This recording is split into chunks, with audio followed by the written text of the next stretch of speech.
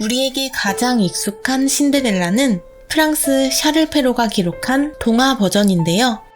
독일 그림 형제가 기록한 아셴푸텔에는 잔인한 장면들이 그대로 실려 있습니다. 오늘은 신데렐라 무삭제 원작을 각색한 이야기입니다. 옛날에 한 귀족이 살았습니다. 그에게는 착한 딸과 아내가 있었는데요. 아내는 딸에게 언제나 지켜봐준다는 말을 남긴 채 세상을 떠났습니다. 시간이 흘러 귀족은 아름답고 콧대 높은 새 아내와 재혼했는데요. 이때부터 소녀의 삶은 완전히 뒤바뀌고 말았습니다. 새어머니와 그녀의 두 딸은 심술궂고 사악했습니다. 저 멍청한 계집이 왜 우리랑 같이 앉아 있는 거야?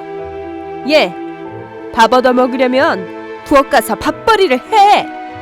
어휴, 집안일을 하도 시켰더니 옷이 더럽네.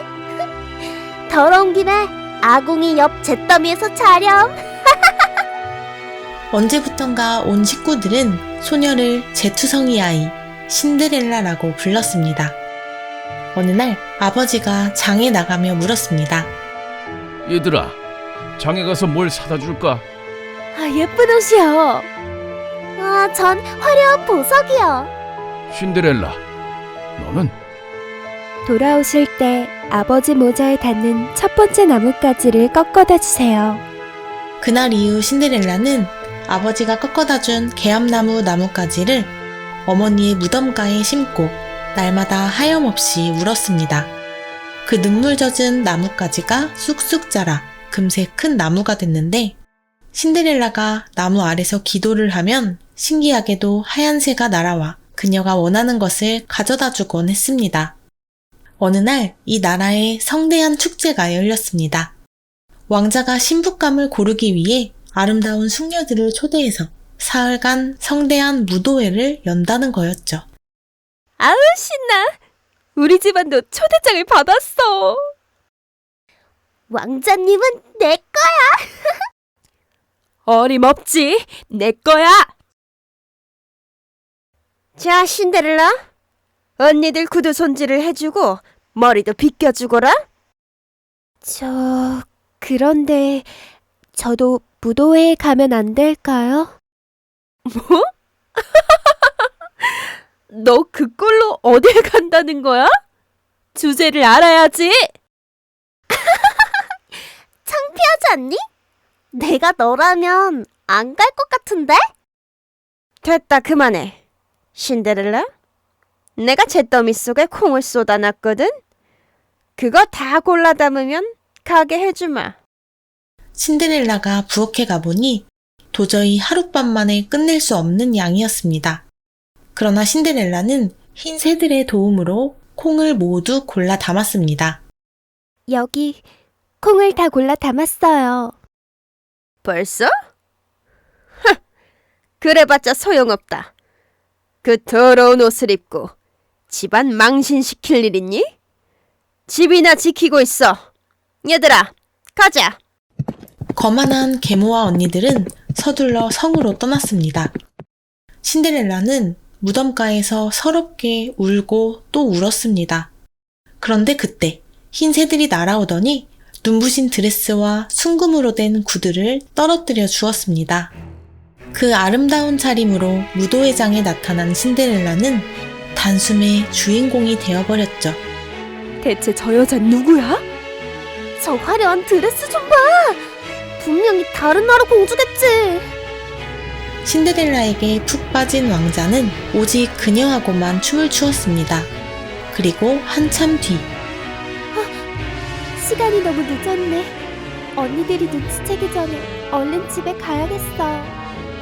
신데렐라의 정체를 알고 싶었던 왕자는 집에 데려다 주겠다며 함께 나섰는데 집 앞에 다다르자 신데렐라가 재빨리 비둘기 집으로 숨어들어 문을 잠가버리는 겁니다.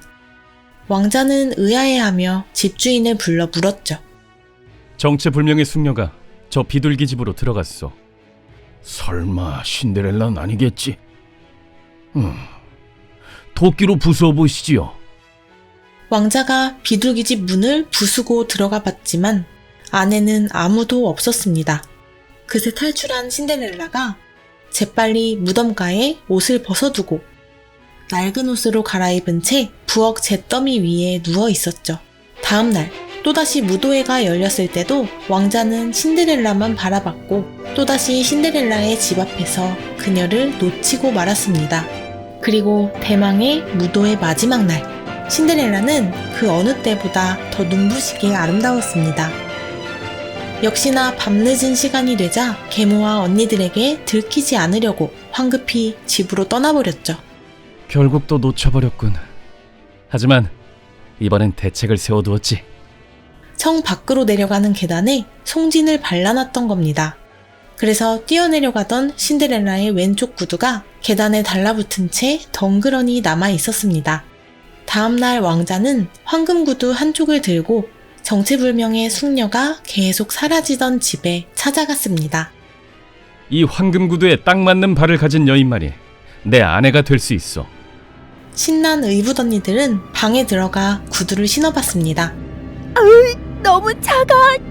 내 엄지발가락이 이렇게 컸단 말이야. 그럼 엄지발가락을 자르렴. 어차피 왕비가 되면 걸을 일이 없을 테니. 알겠어요.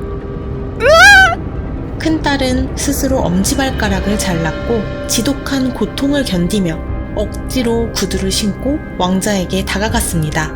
그렇게 왕자가 가짜 신부를 데리고 성으로 가고 있는데 신데렐라 친어머니 무덤 옆에 있던 개암나무에서 흰 새들이 소리쳤습니다.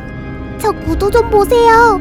피트성이잖아요. 저 숙녀는 무도에서 만난 그 숙녀가 아니에요. 왕자가 그녀의 발을 보니 황금 구두에서 피가 줄줄 새어나오고 있었습니다. 황급히 가짜 신부를 집에 데려다 놓은 왕자. 이번엔 작은 딸이 구두를 신어보겠다며 방에 들어갔죠. 들어가긴 하는데 뒤꿈치가 너무 커요. 어떡해. 그럼 뒤꿈치를 자르렴. 어차피 왕비가 되면 걸을 일도 없을 거야. 알겠어요. 뒤꿈치를 자른 작은 딸이 구두를 억지로 신고 나가자 또다시 왕자가 성으로 데려가고 있는데 이번에도 흰새가 진실을 알려주었죠. 제발 저 구두 좀 보세요. 피트성이잖아요. 결국 왕자는 작은 딸도 다시 집에 데려다 주었습니다. 이번에도 내가 만난 숙녀가 아니요. 또 다른 딸은 없어? 없습니다. 신데렐라 밖에는. 그 애는 내 죽은 아내가 낳았는데 너무 못생겨서 신부감이 될 애가 아닙니다. 네. 그리고 정말 끔찍하게 더러운 아이예요. 그래도 데려와 보시오. 네, 그러시다면야 뭐. 신데렐라, 이리 나와라. 초라한 행색의 신데렐라가 고개를 숙인 채 나타났습니다. 자, 신어보시오. 그리고 신데렐라의 발은 구두에 쏙 들어갔죠. 그대가 진짜 구두 주인이요? 신데렐라가 고개를 들자 왕자는 단번에 그녀를 알아봤습니다. 내 신부감을 드디어 찾았군. 계모와 두 딸은 경악하여 얼굴이 새파래졌고 왕자는 남은 구두 한 짝까지 완벽하게 신은 신데렐라를 성으로 데려갔습니다. 드디어 신데렐라와 왕자님의 결혼식 날 두 의붓 언니는 신데렐라에게 잘 보이기 위해 가식을 부리며 그녀를 찾아갔습니다.